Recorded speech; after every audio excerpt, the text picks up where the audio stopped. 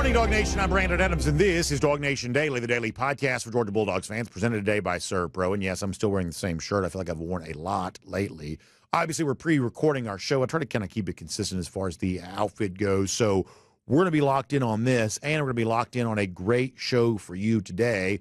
Mike Griffith was with us yesterday. He'll be with us today, too, looking at some more of those season win totals for other teams in the SEC. It's kind of time to get there, folks.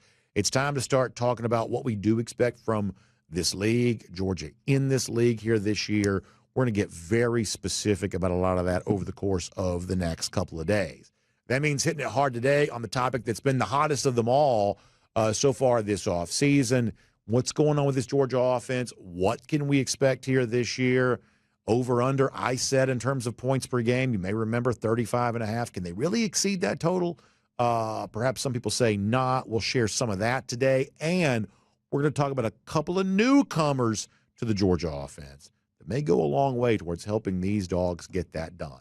Fully loaded, ready to go here on a spring Tuesday. If you're on your spring break the way that I am, I hope you're enjoying it.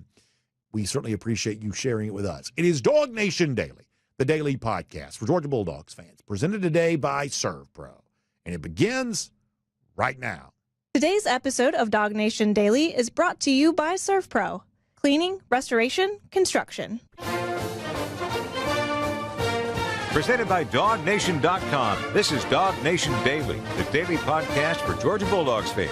Here's your host, Brandon Adams. Our theme this week is kind of related to over-unders. We're going to do some of that here in a moment. But let me say this. One of the things I find fascinating about the Georgia offseason is that, for the most part, people had a little bit of a sense that, certainly could have been better offensively a year ago. Some people say that very loudly and emphatically. Some people say that, in kind of a, little bit more muted fashion. But either way, there is a fairly large consensus, both from people outside Dog Nation, from Georgia fans themselves, that things could have been better a year ago. And obviously everybody's got their own prescription for how you fix that. But the one thing I do think we should appreciate is the fact that, Kirby Smart, upon looking at that problem, I would describe this as having seen those issues. Kirby decided to take massive action towards making things better. And a lot of people, if we're being honest, sort of wish that Smart would have taken different actions that he took, but he took action nonetheless. Georgia's chosen path to fix whatever's wrong with its offense is to bring in some new blood from a player standpoint.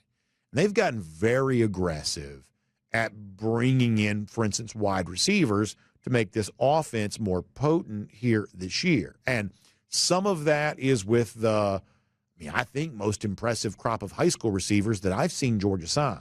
Some of those guys may even, play a significant role for Georgia here this season.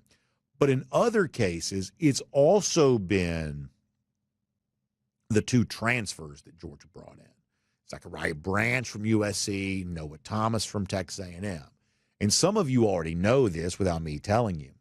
Pay attention to rumor mill. If you listen to the, coaches, like university staff members, boosters, all these categories of people that somehow find their way at Georgia practice. There's nothing, and I'm glad they do. There's nothing oftentimes those folks love doing more than once they were at practice is to tell everybody what it was they saw. And we obviously depend on that rumor mill, not from a business standpoint, just from it's just a fun pastime to just listen to the various rumors as it relates to Georgia football. And if you are a part of the Georgia football rumor mill in some form or fashion, my guess is that you probably are.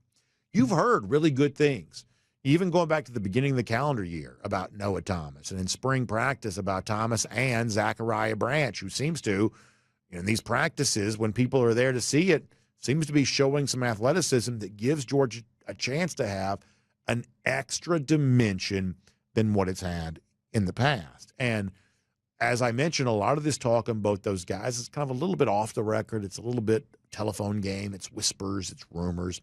But some of it has also been, on the record too. In fact, let's go back a couple of weeks ago. Kirby Smart asked directly about the role that he thought that Zachariah Branch and Noah Thomas, two big transfer additions at the receiver position, what he thought those guys could be for his team this year.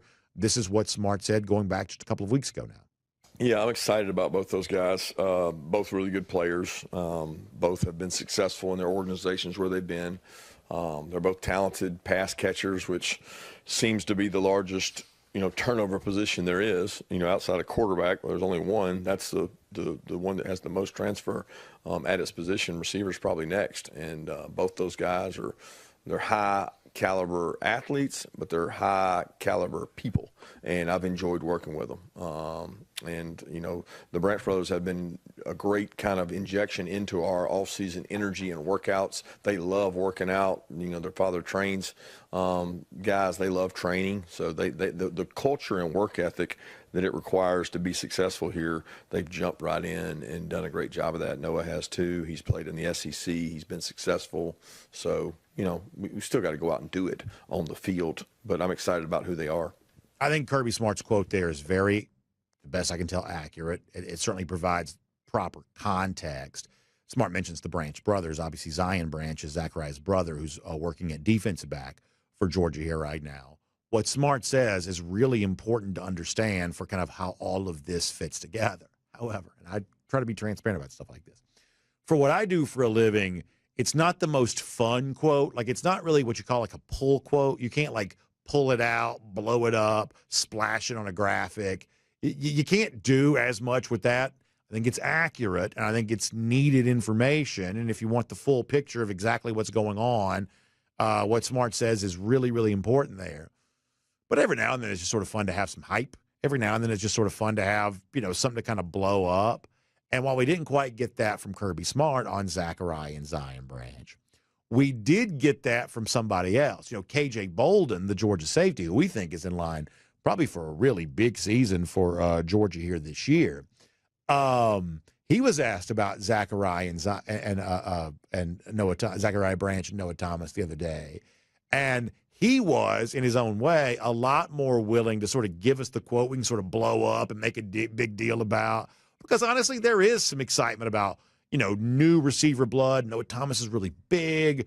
Zachariah Branch is really fast. Biggins and Fastins has sort of always been what college football is about. And KJ Bolden was more than happy to sort of give us a quote. We can kind of hype these guys up with a little bit.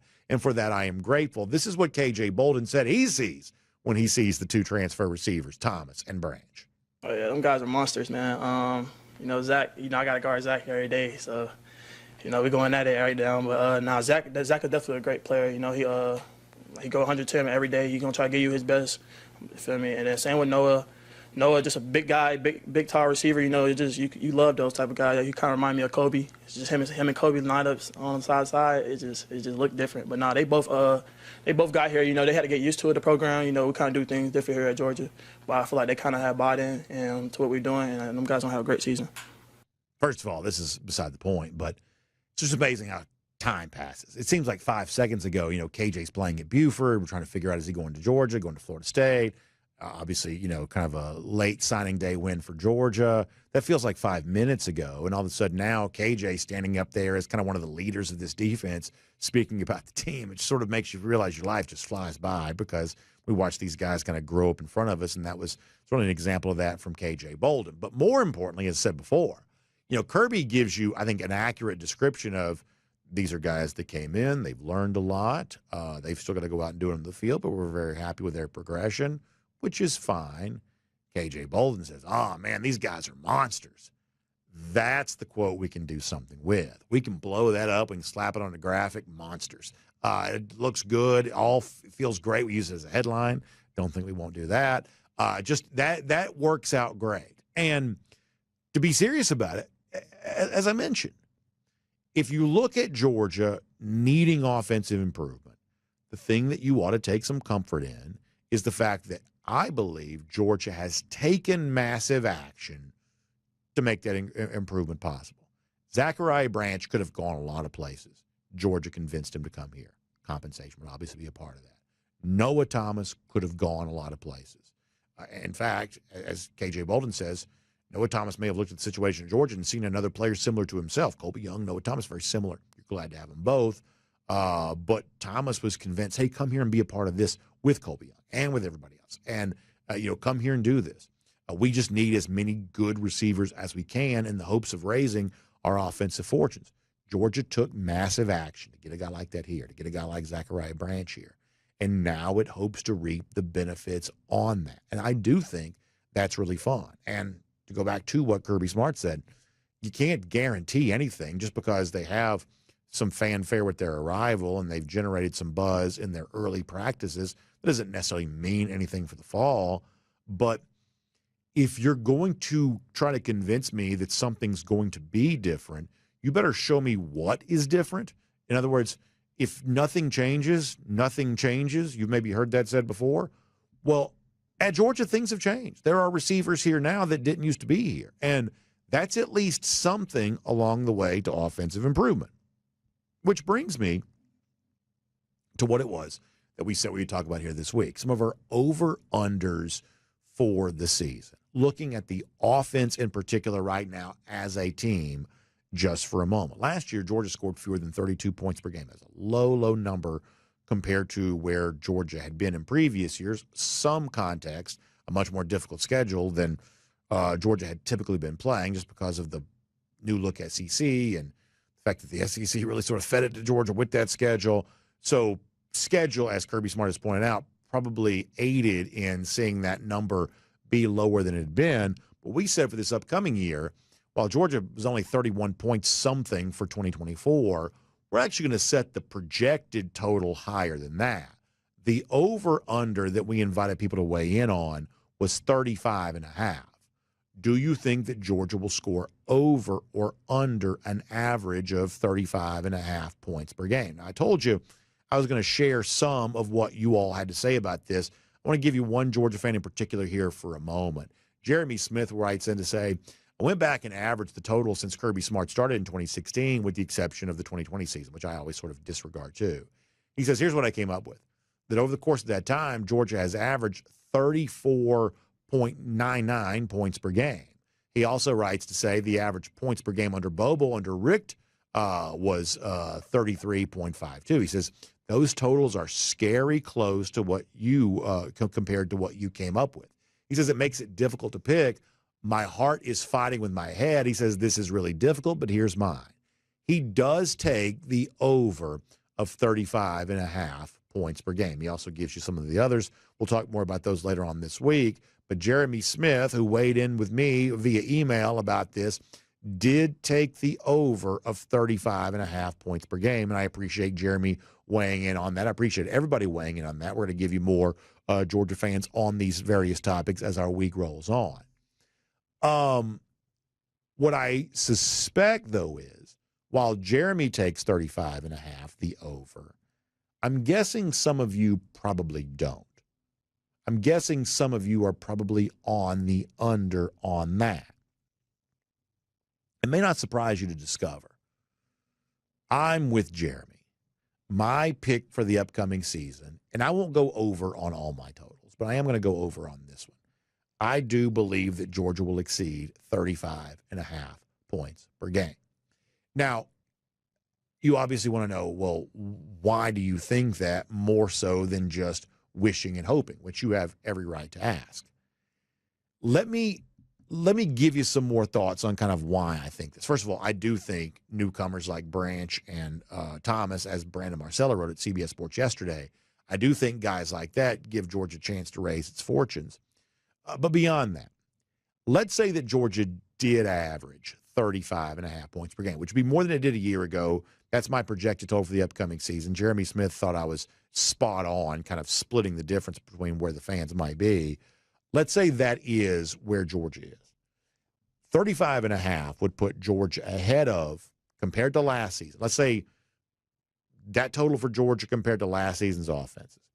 That would put Georgia ahead of Oregon from a year ago, which averaged 34.9 points per game. Georgia would be kind of, right there, like somewhere between, say, 13th, 14th place in America in terms of points per game, ahead of Oregon, which was at 34.9 points per game, almost exactly what Tennessee was a year ago at 35.7 points per game. Tennessee tied for 12th nationally a year ago in offensive points per game. And at 35.5, if Georgia does that, It put them just below where Notre Dame was a year ago at 36.1 points per game. Now, my point is this, is that I think for a lot of people who have some skepticism about Georgia, I simply think they look at UGA and they say, well, there's no way Georgia's going to throw it well enough to score 35.5 points per game. Certainly not to score more than that to exceed BA, the projected total you've put forth. But think just for a moment about the three. For those of you that watch college football closely, beyond just Georgia, think just for a moment about the three teams I just compared it to. Was Oregon a great passing team a year ago? They scored more points per game than Georgia. But were they a great passing team? Dillon Gabriel was pretty good, but was he a great passing quarterback, even as good as Bo Nix had been prior to that? I think the upcoming NFL draft is likely to lead you to believe that no, he was not. This was a good Oregon team, but it was not a great passing offense. Same thing for Tennessee. Tennessee averaged 35.7 points per game last season. That's better than Georgia did. When you think about why it was that Tennessee made the college football playoff, I would say that it was not because of its passing attack. And in fact, we're going to talk more about this later on this week. One of the big questions we have right now is, how good of a quarterback is Nico Iamaleava really?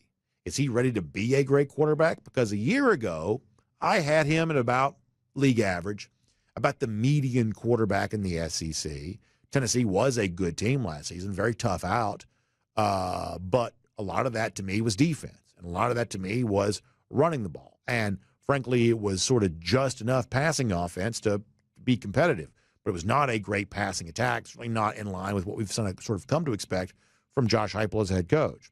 Same thing for Notre Dame, which if I'm saying the projected total is 35.5, a year ago, Notre Dame exceeded that total. Notre Dame was 10th best in America last year at 36.1 points per game. But Riley Leonard, who was a dangerous quarterback, was not really a passing quarterback. He himself ran the ball. Notre Dame had a good running game with its running backs. That a lot of what Notre Dame did was, kind of on the ground. So in other words, for those who look at the Georgia offense and don't see a lot of opportunity for improvement over it was a year ago, I think you've maybe got the wrong impression of what improvement looks like. To simply score more points than you did last year, you don't have to be the best passing team in America. You don't have to be Joe Burrow or Bryce Young or Trevor Lawrence or whatever your version of great quarterback in recent college football is. You don't have to be the absolute best through the air. You simply have to be better than you've been. That may be all that's required. Not the best passing attack in America, but just better than you've been. And that's where the newcomers like Branch and Thomas, that's where they start to, I think, look even better to you. Because all the real question is can you cross the threshold of improvement? Can you just simply be better? And if you're simply better, that might be good enough.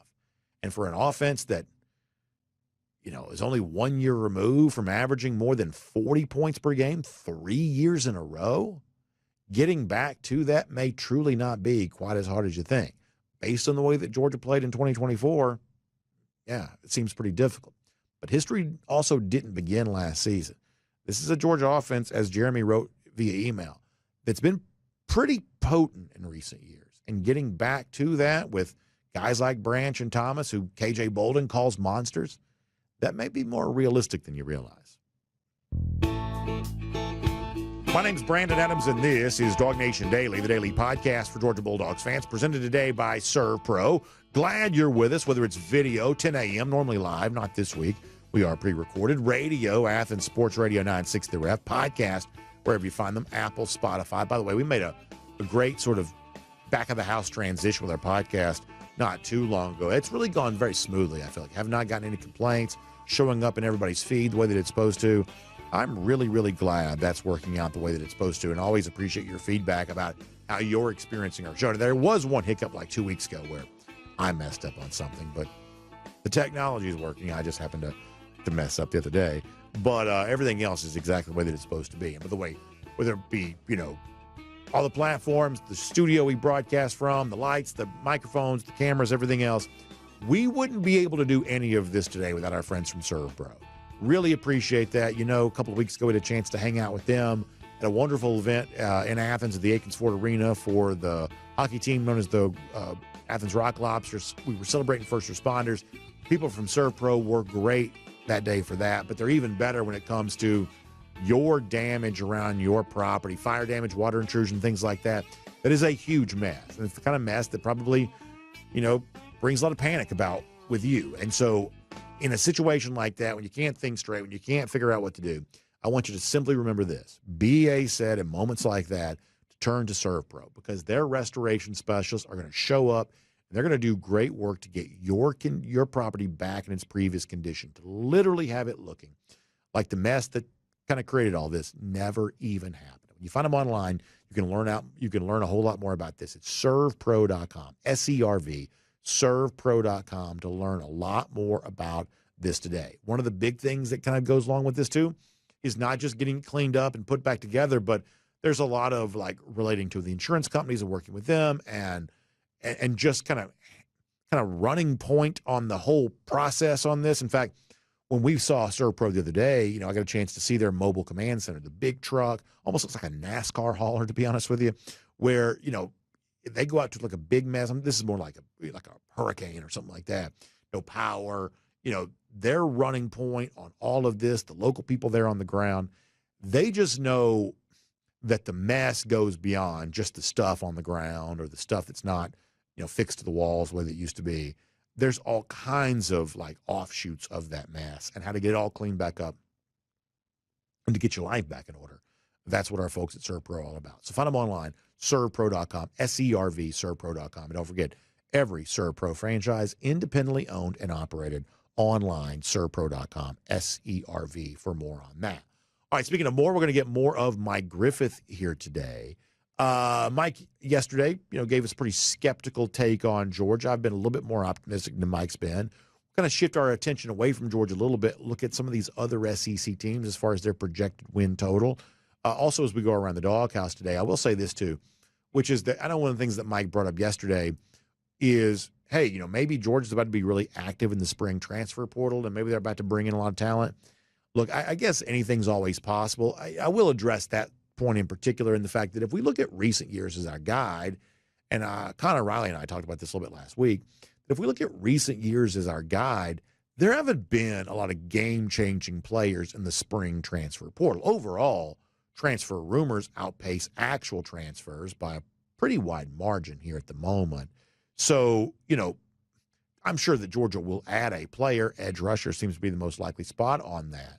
But dramatic transformation from Georgia or any team, I don't know that we see that during the spring transfer portal, which is all the more reason why you're glad that Georgia did the good work that it did by bringing in guys like Zachariah Branch and Noah Thomas, who we talked about before. But how about more insight from Kirby in the wide receivers? It is the position group, probably along with the offensive line, that needs the most dramatic upgrade in its performance here this year. So beyond just the two transfers that KJ Bolden thankfully called monsters so we can get some fun and some hype out of that, what about these other guys? What's it like during spring practice? Going back a couple of weeks ago, Kirby Smart kind of questioned the conditioning of some of his freshmen. Sort of sounds like the sort of thing that Kirby Smart would say. But how about these wide receivers overall? How are they performing? What's spring practice been like for them? This is what Smart said not too long ago. Day by day. You know, there's days I want to see more toughness. I want to see more run-through tackles. Don't lay on the ground. Don't hold your hands up if the ball's not in the right spot. You know, just body language drives me nuts. But that's not all of them. And they're getting better. Day by day, they're getting better. And there's good depth in that group. We're a little banged up. Landon's dealing with a little bit of a hamstring. Y'all know Tyler's out with an ankle injury. Colby's been dealing with growing. Cole Spear's been dealing with it. Like that's what it is. Like you're on practice 7 of spring practice. You got to show toughness and grit. And I like that group right now. I really do. I like that. I think that group has a chance to be good. I take that really seriously at the end. Kirby Smart says, especially in the context of a group that's showing some grit, which is kind of a buzzword in recent years, Smart certainly knows what gritty play looks like. And so in light of the pursuit of grittiness from his players, especially if we're being honest, wide receiver not always the position group we think of as showing grit. But if Smart says I'm looking for grit and I like my wide receivers right now, that's the sort of thing that Smart wouldn't say unless he meant. And so if Kirby has seen from his wide receivers enough for him to say, right now I like this group, work in progress, you got some guys that are banged up, long way to go, all those caveats. But Smart says, right now I like my group. And that's enough for me at the moment. As I said, if I set the over-under for points per game for Georgia at 35.5, far more than they had a year ago, but a good bit less they'd been doing in the 3 previous years prior to that, I don't think that's an impossible bar for these Bulldogs to clear.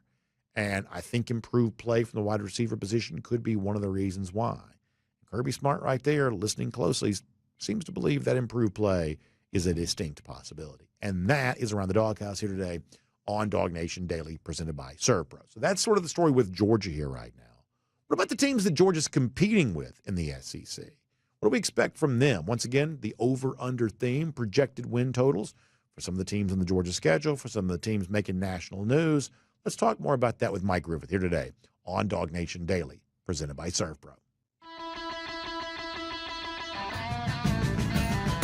From Athens and across the SEC or wherever the recruiting trail may lead, here's a DawgNation.com insider. Had some fun doing some over-under win total stuff with Mike Griffith yesterday. In fact, so much fun, we decided to bring it back and do it again today. 3 more teams to look at here, kind of near the top of the SEC, various levels of, I guess, opinions about some of these teams. Mike, if you don't mind, I want to jump in here with the Tennessee Vols for a moment. Breakthrough season last year for Josh Heupel. They make the college football playoff, but really a very dominant loss at the hands of the eventual national champion Ohio State once they got there. It's year 3 for Nico Iamaleava in Knoxville. Expectations remain high. It's a win total once again of 9.5.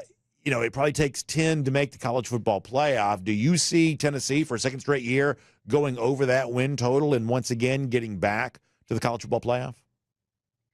I don't. I see Oklahoma, and even though they play them at home, I mean, Oklahoma to me is going to be one of the most improved teams in the league. I think Florida's going to beat Tennessee as well. Nico is a great talent, and you saw the same beating he took that I did physically. I really wonder about his ability to get through the season. It looks to me like a lot of these defenses are really coming after him. That seems to be the way to counteract Josh Heupel, is get to his quarterback. This is a quarterback who, sometimes holds the ball a little bit. He likes his mobility, but I think he takes too much contact. That concerns me. I do like the Tennessee coaching staff, but I'm not convinced that they have the star power that they need to be consistent enough. I see the SEC with even more parity.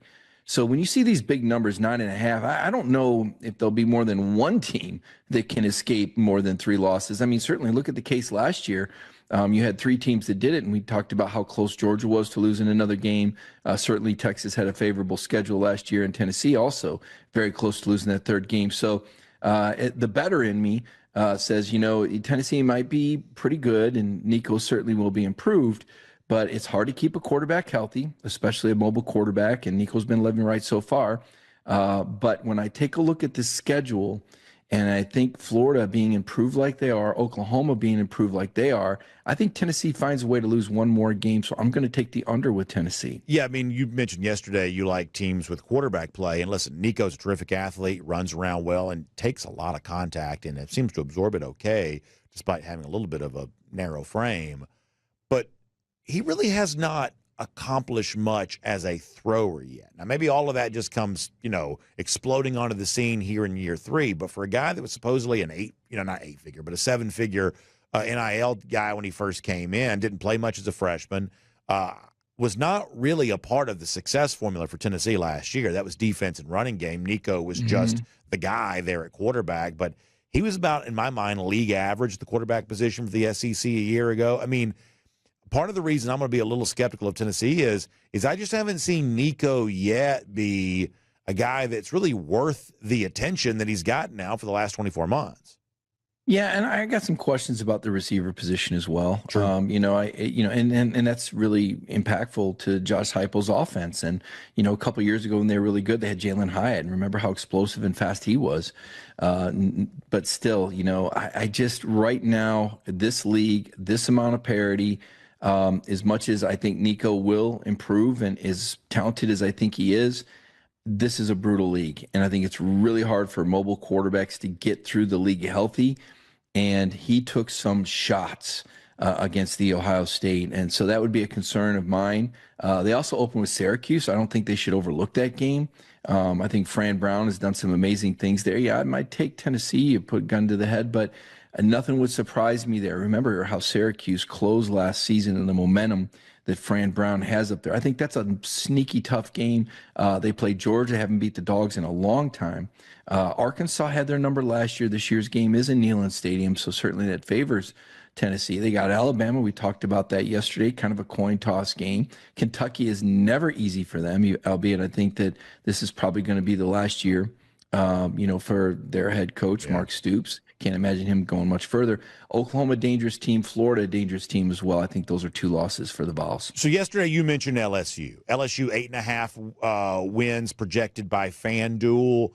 It sounds like you think that LSU could be a team that goes over that total and becomes one of this league's surprise teams. Am I hearing you correct when you say that?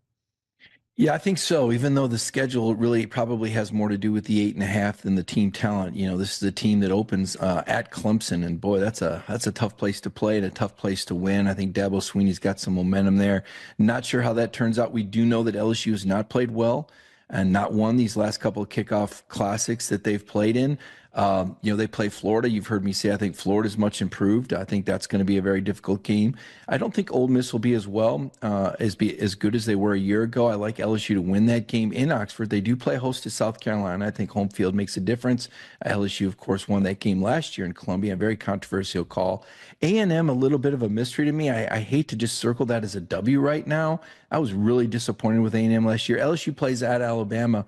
And I think, I said yesterday that I wasn't really convinced that Alabama was going to be all that. So give me the over on the LSU Tigers and Brian Kelly. And let me finish with this for today, and that's Ole Miss. I think you can make a case that on a sort of per game, sort of one-and-done type basis, the hardest team in the SEC to beat last year was probably Ole Miss. Now, Kentucky still figured out a way to do it, and, the LSU still figured out a way to do it. Like, they lost a couple of times.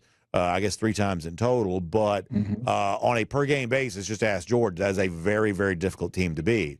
And yet, somehow, still missed the playoff even after all the transfers and all the preseason accolades and how well they played at times, still didn't quite do enough to make the college football playoff. Is that as good as it's ever going to be for Lane Kiffin at Ole Miss? Do you still view them as a realistic playoff contender, or is the best of the Rebels what we just saw in 2024?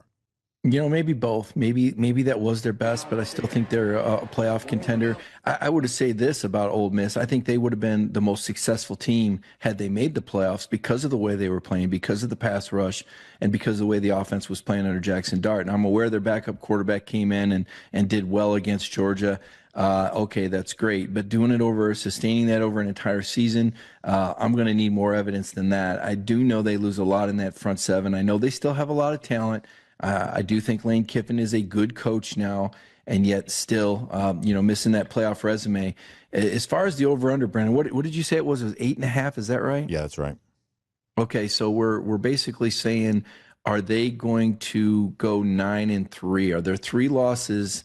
More than 3 losses on their schedules. I look at their schedule. We talked a little bit about the Georgia game and how it's going to be in Athens this year. I like the Dogs to win that game. I've let you know how bullish I am on Oklahoma. I see Florida still on the schedule, albeit in Oxford. I'm going to take the under, though. The South Carolina game is going to be kind of the pivotal one for me. I think South Carolina is a team that can go into Oxford. I don't predict great things for the next Ole Miss quarterback. I think we're kind of glossing over just how good Jackson Dart really was. I think he had savvy. I know he didn't finish particularly well in the regular season against Florida. But I'm kind of on the downs on Ole Miss a little bit. I'm with you. I just don't think they're going to be as good as they were a year ago. And I think there's even more parity in the SEC this season. And let me just say this very quick as a follow-up, and I'll let you go. You mentioned Austin Simmons coming in against Georgia. Now, listen, a lot went right for Ole Miss that day against Georgia, but that brief moment of Simmons against the Georgia defense I thought was fascinating because he did look so good. Dynamic athlete who also threw the ball well. You know, we're seeing Jackson Dart right now climbing up these draft boards, supposedly, which I do think reinforces the fact that, you know, Ole Miss got really good quarterback play for the most part a year ago and still found a way to sort of mess around and lose 3 games. You know, if Simmons is every bit as good as he appeared to be against Georgia, well, gosh, they're probably fine because, as I mentioned, that's a pretty dynamic player at the position if he plays like he did against Georgia, but that's also such a brief window. You can't make too much about that. I think that Austin Simmons, the Ole Miss quarterback, ends up being, and this is, by the way, still relevant because Georgia's got to play the Rebels again this year. I think that Austin Simmons ends up being one of the real swing players in the SEC, depending on how much of his potential he realizes. His fortunes probably determine where Ole Miss goes in many respects. Yeah, I mean, it's no different than Gunnar Stockton, you know, coming in and winning the SEC championship game and showing some poise and making some plays late. But it's a lot different when the other team has an entire week or 3 weeks to prepare for a guy, and teams have an entire offseason to prepare for this guy. And it's like a batter, right? You kind of learn the holes in his strikes, or the holes in his swing. So, again, I think you give defenses in the SEC credit, or just in general, you know, Marcus Freeman and Notre Dame, the way they were able to adjust their game plan to Gunnar Stockton and hold Georgia to just 10 points in that football game. Things are different when teams have a scouting report on you and have time to prepare. All right, Mike, great stuff. We'll let you go, but if you don't mind, we'll bring you back one more day, a couple of other. And this is going to be fun tomorrow because some of the more hotly debated teams in the SEC have some very, very interesting win totals. We'll finish off strong with you tomorrow, if you don't mind. You got it. Let's take a look around the rest of the league. This is SEC Through. So sometimes around spring break, stuff like that, it kind of makes sense to do some theme shows. That's kind of what we're doing this week. Over, under projections for Georgia, projections for some of the teams around the SEC. Mike Griffith kind enough to share some of his thoughts with us. Me kind of giving you some of my best bets here, too. In fact, we'll give you some of those here again in a moment. Prior to that, let's get ready to go cruising around the SEC, courtesy of Royal Caribbean. Of course, Royal Caribbean, always a great bet when it comes to a wonderful vacation for you and your family. You know, it's spring break. Perhaps you're thinking, hey, maybe this year we're doing this, but next year I hope to be taking a Royal Caribbean cruise vacation. I'm telling you, you should make plans to do that. It's never really too soon to start thinking about that. If you want the best savings you can get on a Royal Caribbean cruise vacation, oftentimes booking it sooner gives you a chance to get a better price than you would, obviously, as kind of time goes on. So if you're thinking about a year from now, if you're thinking about any time in 2026, late 2025, heading towards the summer, all kinds of exciting things taking place, Jessica Slater is a wonderful travel advisor. She's standing by. Now, Jessica doesn't work for Royal Caribbean. She works with Royal Caribbean. And that means that she's really an expert on all the ships you can sail on, all the ports you can leave from, the destinations you can visit, the stuff you can do while you're on board. If you really want to get all your questions answered, Jessica, a great resource for all things Royal Caribbean. So give her a call, 770-718-9147. That's 770-718-9147. You can also email her, jslater@dreamvacations.com. You can get in touch with her today. All right, let's get ready to go cruise around the SEC, courtesy of Royal Caribbean. I told you each day, starting yesterday and then continuing today and tomorrow, I'm going to give you one over and one under that I like when it comes to some season win total stuff. For now, the over I want to mention is the South Carolina Gamecocks. I am taking South Carolina over 7.5. Now, it's important to know, a year ago, a big breakthrough for South Carolina. Almost certainly, in almost anybody's book, a preseason top 10 team in all likelihood. And yet the odds makers, and this is one of the reasons why I love talking about the odds. Some of you don't like betting, and that's fine. But I still think that the projections, the odds, give us some fascinating insight here. And the fascinating insight is, for people who think because they saw South Carolina win 9 games a year ago, that they are just going to magically start off at that point and then try to build on that for this year. College football is A, not that easy to predict, and B, the games themselves are just not that easy to win. That you're still dealing with kind of a long-term history where the Gamecocks have had trouble kind of putting themselves into that sort of upper tier of the SEC. So it's a win projection far lower than most of the preseason human polls and the kind of online talking season stuff are going to suggest. knowing all of that full well, I still like South Carolina over the 7.5. Are they a playoff team? Do they go 10-2? I'm not ready to get there yet. And frankly, right now we don't have to. Do they find a way to get an 8th win at least this season? I believe they probably do. A couple things to keep in mind. You can make a case that on paper, best offensive and best defensive player in the SEC play for South Carolina. That's how Lenore Sellers played for certainly the latter part of the regular season a year ago. Dylan Stewart, the edge rusher on the Gamecock defense, played that way for almost the entirety of the season. There are a lot of people who think that Mike Shula, and I know this is going to be kind of a joke to some people, but there are a lot of people who think that Mike Shula was a pretty big-time hire for South Carolina as offensive coordinator. In comparison to the old guy, Dowell Loggins, who's now gone, but also just in comparison to a guy who probably was not quite up to the task as Alabama head coach going back to now near the turn of the century, but as a offensive play caller, as an assistant coach, brings a lot of value. At the NFL, Carolina Panthers, pretty influential in a MVP season for Cam Newton, for instance. A lot of people think that Shula's a pretty big-time hire. Also, a name to keep in mind here is Nick Harbor, now kind of playing, I guess, full-time wide receiver, big-bodied, sort of tight end style, almost kind of like the hybrid tight end you always see at Georgia. Harbor is like that a little bit, fast enough to be a track star, big enough to be a tight end, going to probably play wide receiver. Could be a breakout season for him. Is it 10, 11 wins? Is it a playoff berth for South Carolina? Not ready to say that yet. But for a team that's, beaten Clemson twice in the last 3 years, beat Tennessee in 22 when Tennessee was riding high, this is a Gamecock team that's proven itself to be pretty feisty. I'll take South Carolina over the 7.5. I'm going to go under 8.5 for Ole Miss. And one of my biggest weaknesses is I'm a little gun shy for things that I've gotten wrong before. And when it comes to Ole Miss, I've kind of gotten it wrong before. Ole Miss last year was a very dangerous team, despite the fact they still lost 3 games. So when you think about Ole Miss, they're a little bit like, what is it? Is it Schrodinger's cat or whatever? Whatever you look at, I don't know. I shouldn't even be using references like that because they're clearly above my head.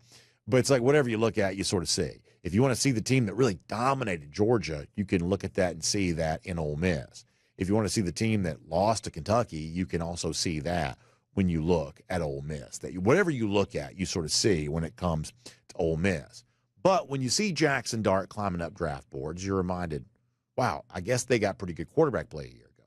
When you see guys like Walter Nolan and others that are not here anymore, you sort of wonder, was that as good as it's ever going to be? Was this the real – we talk about a window in sports. What's your window for winning a championship? You kind of wonder for Ole Miss if that was their window a year ago, and you sort of halfway wonder if Lane Kiffin thinks that too. Now, the one thing that Kiffin has proven to be very good at, though, with his time in the Rebels is he's been great at raising money. For an Ole Miss program that, it's just a smaller state, they have probably a smaller fan base than a lot of SEC teams do. Money's, because of that, always been kind of hard to come by. They've raised a bunch of NIL funds. They have just done very well with that. So I'm sure that's the kind of thing that Ole Miss in this and future years can put to good use. In fact, on paper, they once again look like they have one of the better transfer portal classes in all of college football, pre-spring portal, of course. But I think when you look at the individual names, I don't know that you see a Walter Nolan. I don't know that you see Princely, the pass rusher that came over from Florida. I don't know if you see a lot of those game records that they had a year ago. And to go 9-3 in this SEC right now, which is what the over would require, it seems too rich for my blood. I'll take under 8.5 for Ole Miss, and we'll make that cruising around the SEC, courtesy of Royal Caribbean. And, of course, we'll do some more of these tomorrow. I'll give you one more over, one more under. A little different on Thursday and Friday. There'll still be a portion of me on the show. We're going to hear from some of our special guests as well to kind of give you some recorded live stuff because, honestly, we know, and I don't take this lightly, my family really wanted me to be with them for spring break some, which is obviously the greatest, privilege I could have in my life. But they wanted me to do that. The one thing I knew was, if I step away a little bit, given it's spring practice, we're building up towards G-Day, there's obviously a chance that something will happen. Of course, it almost certainly will. So therefore, with kind of recorded live stuff on Thursday and Friday, good a chance to interact with more of that. However, even when I'm not here live, the one thing we do keep going. We'll take a break on our Golden Shoe for today. We'll keep our Gator Hater Updater going. About 1,611 days. Man, these numbers have never seemingly been higher than they are right now, at least in a long time. Georgia enjoying dominance over Florida. We're enjoying having you with us. And in fact, we'll see you back here again tomorrow. DawgNation Daily, presented by ServPro. We'll look forward to talking to you then. And on video, time now for the R.S. Andrews Cool Down. R.S. Andrews, the one you turn to for your air conditioning, heating, plumbing, and electric needs. They show up on time. They do the work that's promised for the price that's promised. You can trust R.S. Andrews on all of that. Hopefully you're enjoying the show here this week. We appreciate all of you who've been kind of sharing thoughts with us on some of the stuff we've been talking about. You know, the 2025 season is really going to be here before you know it. It's this time of year when you kind of really get into full-scale warm weather time where it just sort of starts to feel like these months start kind of ripping off pretty fast. And before you know it, it's not way too early top 25. It's just preseason top 25. And it's not talking season anymore. It's getting ready to play season. And look, I'm not going to sugarcoat it. Of course, Georgia's got a lot to work on. And of course, Georgia's got some unanswered questions. But, let's not fixate too much on just what's wrong with Georgia or could be wrong with Georgia. Let's also think about all the things that are right with Georgia that still make Georgia, in many ways, the envy of the college football world. So all of that appropriate context as we speak here this week. And, of course, I know you all are interacting with each other about that in our comments section here right now. We appreciate you being a part of our chat on that. And we appreciate our friends at R.S. Andrews who make it all possible. Air conditioning right now, that's probably on your mind because warm weather means ACs at work. And if at the end of last season, when you flipped that thing off for the last time, if you wanted to sort of put that out of your mind, well, guess what? That thing you put off dealing with, now it's here, and now it's a very big part of your life. So if someone's told you need a new air conditioning unit, the honest truth is eventually you probably will. But an interesting also truth is our friends at R.S. Andrews may be able to tell you how to get new life out of your old unit. And what if I told you they might be able to do all that for you for just $99? That's what R.S. Andrews is all about. So find them online at rsandrews.com. One more time, that's rsandrews.com. Hope you all have a great day. We will see you back here tomorrow. DawgNation Daily, presented by ServPro. We'll look forward to talking to you then.